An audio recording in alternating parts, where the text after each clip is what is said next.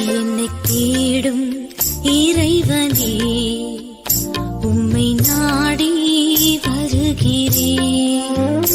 என்னை தேடும் இறைவனே, உம்மை நாடி வருகிறேன். ஜூலை 5ஆம் தேதி. இன்றைய தியானத்தின் தலைப்பு கர்த்தருடைய வீட்டை கட்ட அழைப்பு. வாசிக்க வேண்டிய திருமறை பகுதி ஆகாய் 1ஆம் அதிகாரம் வசனங்கள் 1 முதல் 15 வரை. இந்த வீடு, அதாவது கர்த்தருடைய ஆலயம் பாழாய் கிடக்கும்போது நீங்கள் மச்சு பாவப்பட்ட உங்கள் வீடுகளில் குடியிருக்கும்படியான காலம் இதுவோ? ஆகாய் 1:4. கர்த்தருடைய வீட்டை கட்ட அழைப்பு. இஸ்ரவேலர் பாபிலோனுக்கு சிறைப்பட்டு போனதை நாம் அறிவோம். பாபிலோனை தரியு என்ற அரசன் ஆண்ட காலத்திலே எஸ்ரா தலைமையில் ஒரு பெருங்கூட்ட மக்கள் நாடு திரும்பினர். அவர்களில் செருபாபேல் என்ற யூத தலைவனும் யோசுவா என்ற பிரதான ஆசாரியனும் முக்கியமானவர்கள். இப்படி இவர்கள் திரும்பி வந்த பின்பு இடிபட்ட ஆலயத்திற்கு மாற்றாக புது ஆலயம் ஒன்று கட்டும் பணியை தொடங்கினர். ஆனாலும் சமாரியரும் இன்னும் சிலரும் தேவாலயம் கட்டுவதை எதிர்த்தனர். அதனால் கட்டடப் பணி நின்று போயிற்று. யூத மக்கள் சோர்ந்து போயினர். இப்படியே 16 ஆண்டுகள் கழிந்தன. மக்களுடைய ஆன்மீக வாழ்க்கையில் ஒரு தொய்வு ஏற்பட்டது. ஆலய கட்டுமானத்தை மறந்த மக்கள் தங்கள் சொந்த வீடுகளை கட்டத் தொடங்கினர். அதிலும் பலர் தங்கள் வீடுகளை சிறப்பாக மச்சு பாவி மாடி வைத்து கட்டினர்.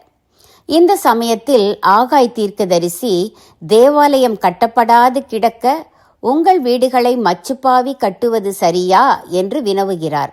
யூத மக்கள் அவர்களின் தலைவர், பிரதான ஆசாரியர் ஆகியோரின் கவனத்தை ஆலய கட்டுமான பணிக்கு திருப்புகிறார்.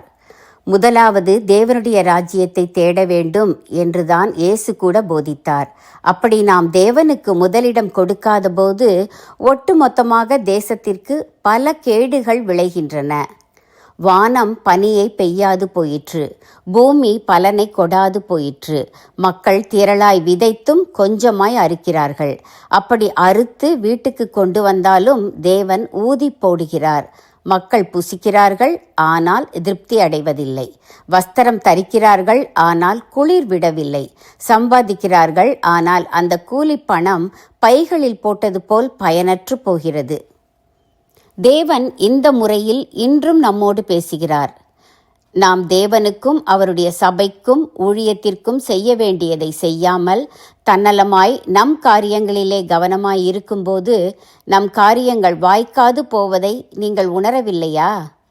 நாம் தன்னலமாய் வாழும்போது ஆசீர்வாதங்கள் தடைபட்டு போகின்றன. தேவனுக்காகவும் அவருடைய சபைக்காகவும் செய்ய வேண்டியவற்றை செய்யுங்கள். தேவன் அதில் பிரியப்படுகிறார்.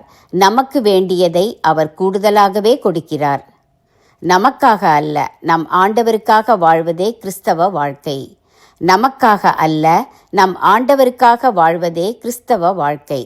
ஜெபம். தேவனே, நான் என்று வாழ முனைந்தேன், ஆனால் திருப்தி அடையவில்லை. உமக்காக வாழ்வேன், வழி நடத்தும்.